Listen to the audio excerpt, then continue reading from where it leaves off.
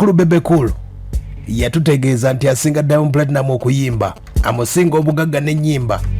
Olunaku olwaliro mwana mulezi bamuyita Black Skin. Black Skin amukeereddemu. Black Skin ng'ayita ku Facebook yasobodde okuba ate ng'ayitako n'ategeeza nti omukulu Bebe Cool akayimba ke bayita Gyevudde kawandiika omukulu gwe bayita Black Skin. Black Skin mwana w'e Masaka eno azaalibwa saidi zaawe Emitemula. Amanyi Emitemula Black Skin wazaalibwa bamuyita Fredrick Ssenyonga. Era nga Black Skin ono asobodde okuba ate ng'avaayo ku mukutu gwa Facebook n'ategeeza. Black Skin asobodde okuba ate ng'ategeeza nti omukulu ono ngenda mutwala ku luwummula olukake. N'ategeeza nti abayimbi ababiri abaagwa nabawandiikira ennyimba ne bagaana okusasula. Tosobola kukola nnyimba ate tosobola kusasula baziteekamu. Awo nno ngenda kufulumya oluyimba olugino lwe bayita Gyevudde. Eyawandiika oluyimba lwe bayita Gyevudde. Omukulu Black Skin yategeezezza omukulu Bebe Cool oluyimba lwayina lwe mulabye lwe muwulidde eyo demo version olw'embeera nti omukulu yaluwandiika Bebe Cool tamusasulangako wadde n'akamu. Era ntegeeza nti omuyimbi gwe bayita Chameleon naye tasasulangako kasente. Akayimba ke bayita Tatizo. Bino si byange. Black Skin wono ng'atubuulira embeera yonna nga bwesobodde okuba ate ng'etambula. Tutandise bwe nti omukulu Black Skin atubuula. Mwenna kyakabi nnyo radio gye muliko yeyo number 1 radio temuvaawo nga nze bampita Black Skin omusajja omuyimbi omuwandiisi w'ennyimba akyasinze wano e Uganda. Okay, naye nga okuwandiika ennyimba kugenda kutya ennaku zino? Kutambula bulungi, just tugezaako kulwana tulabe nti abantu betuziwandiikira ba-appreciatinga bulungi so that n'abantu abatandika abaana abatandika nabo babeera n'essuubi. Okay. Kibeera ng'omulimo, yes. Okay, Black Skin ng'oyina waaka kivudde ku kikuba buli muyimbi yenna Black Skin. Black Skin ekintu kino yakikugukamu, Black Skin ekintu kino akiruddemu. Ye mukulu oyo nno bamuyita Fredrick Ssenyonga azaalibwa Mitemula awo wazaalibwa. Kitaawe bali bamuyita omukulu bamuyitanga Alex Mbazira. Omukulu oyo yalina ekibiina kye bayita Budu Culture Players abakijjukira ebiseera ebyo. Omukulu ono okuyingira endongo omukulu gwe bayita Diamond Oscar yasobola okuba ate nga mukwatako mpola mpola. Awo nno kwa meeting omusajja gwe bayita Jeff Chiwa wa meetinga. Jeff Chiwa namutegeeza nti omukulu ono osobola okuba ate nga mpandiika obulungi ennyo. Awo nno akayimba kasooka okuwandiikira Jeff Chiwa bakayita tukikolemu aka AK47 ndooza mwakawulira. Era buze zimu kweza ennyimba ezasobola okuba ate nga zimuleeta ku katale. Omukono gwe bayita Black Skin yawandiika ennyimba nnyingi nnyo. Waliwo oluyimba lwa AK47 lwe bayita ebbaluwa, waliwo Stan Tonke, Maroden Y, Shiba ne Fik for Maker, waliwo akayimba ke bayita tunywe Shiba, akuse ndi wanjawulo muwe, embuzi zakutudde Gravity omutujju, Ampala na Gravity omutujju, waliwo akayimba twerwaneko Irene Ntale, Spice Diana akayimba ke bayita 32, Bajiko na Spice Diana, waliwo Tachampitaba Wizomanizo kayimbira radio, waliwo akayimba bakayita katono aka Bebe Cool, waliwo akayimba Up and Wine, waliwo akayimba Tatizo n'endala nnyingi nnyo. Ezo ntonotono omukulu Black Skin ono gwe nkutegeezezzaako y'omu ku bawandiisi b'ennyimba nno abasobodde okuba ate nga bavaayo okuba ate nga beekubira endoolu nga bagamba nti omulimo gwabwe bateekamu kinene nnyo naye nga tebabayamba kuba ate nga babasasula ekisaanidde. Tebabawana credit abayimba ennyimba ab'enjawulo abasinga tebabateekamu wadde n'akamu.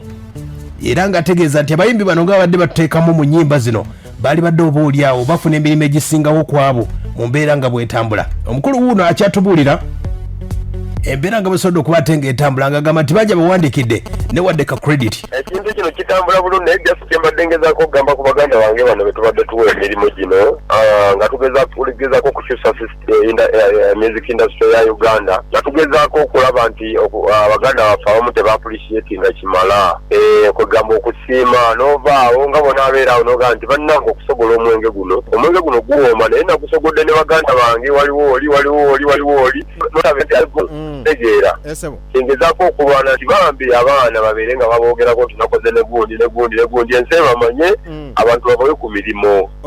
Bwe buzibu bwe mbadde nsanzeemu ate n'ekirala nti abayimbi baffe tebannabatandika kubeera nti okuyimba bakutwala nga bizinensi nti whereby nti balina okutegekera ssente n'abeerako n'akasente akabeezaawo bizinensi ye ekitegeero kiba kyetaagisa gula luyimba kiba kyetaaga kukola vidiyo nti n'obeera ng'okimanyi nti guno mulimu gwange nina ogusevingira. Ye mukulu oyo gwe bayita Black Skin akozeko ne kampuni ez'enjawulo, akozeko ne banafa ba Swangs Avenue, awandikiddeko mu gwe bayita Palasophic Famaica Shiba, Dr. Jose Chameleon, Bebe Cool, abo bonna asobodde okuba ate nga abawandikidde. Wano nno wasobodde okuba ate nga ntegeereza nti omukulu gwe bayita Bebe Cool.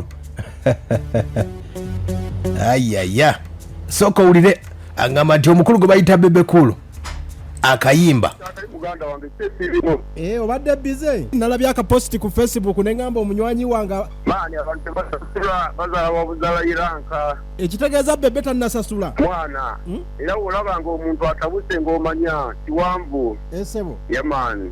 Okay, naye ngendo ngetambula etya eno mufe tugisobola ffekka just nti ebadde yekuttemu bwekwasibya korona bino naye nga nze nkola Black Skin tomulaba ku nnyonyi alina abawandikire Kenya, Tanzania ekyange kiri gulobo muganda wange. Black Skin mwana w'e Masaka yakiŋŋamba dda si bwe kiri taata bwe kiri muganda wange. Tozaalibwa wano mukungwe Samaria wawwa. Black Skin azaalibwa atawe bano emitemula wano emitemula awo ye mukulu oyo gwe bayita Black Skin wona tugamba nti akayimba agenda kaddamu akabebe Cool kabadde yeewanizaako mbu asinga Diamond Platinum okuyimba mu East Africa nti amusinga ne sente ng'ate ennyimba tazisasula. Black Skin ono ategeeza nti yayina original, Bebe Cool yayimbaddemo kuba omuwandiisi w'oluyimba yabeera n'original.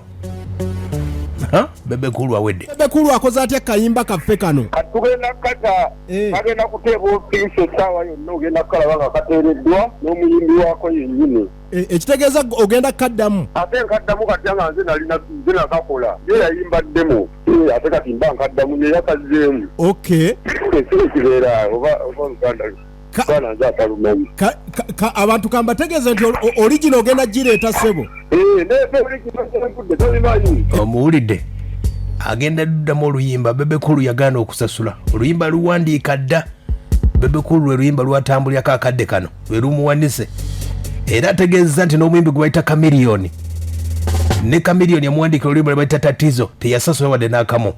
Gyevuddeko omuyimbi gwe bayita Zulanda naye yasobola okuba ate ng'avaayo ategeeza nti Bebe Cool yamuwandikira kayimba akamuzeeyi mwongera akalulu.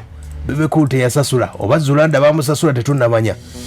N'omukulu gwe bayita producer Bawa yavaayo n'ategeeza nti waliwo abayimbi abanene bajja mu studio ez'enjawulo ne bakola ennyimba ne bamyansa bumyansa ne batasasula wadde n'akamu. Omukulu Black Skin unategeeza nti ne Chameleon oluyimba Tatizo teyasasula. Ate Tatizo bansasula. Tatizo aka Chameleon.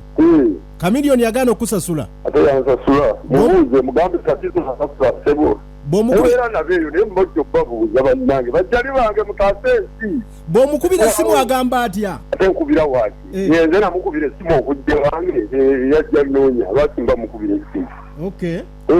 Bwekiri muganda wange. Kale baba bisima naye weebala okubeera n'omukono ogw'amaanyi ogwo. Yamaani tukolera ddala naye mulina okuba nga mulyogerako eyo ebintu ng'ebyo eby'amaanyi. Netegeera abantu ne balema okuyigiriza ekino. Esebo. Ebintu ebyo mbimanyi. We have met superstars. Diamond has never performed on any concert, not even quarter the biggest concert I've ever performed. Naye ojja kusanga bannayuganda bagamba ye artist asinga obunene mu nsi. Isn't that a fact? No, it is not at all. Diamond ojja kumusanga tansinga na sente. But just because nti bannayuganda babuukira ebyebweru ne baleka ebyabwe era ojja kusanga kye batwala. There has been two bigger artists than Diamond. Yes. In Tanzania before Diamond. Alikiba. Not Alikiba. Ate nga ne social media tenaja. Professor J and there's this other guy I know mtogwa but something like Lingala. No, oluyimba not Jago.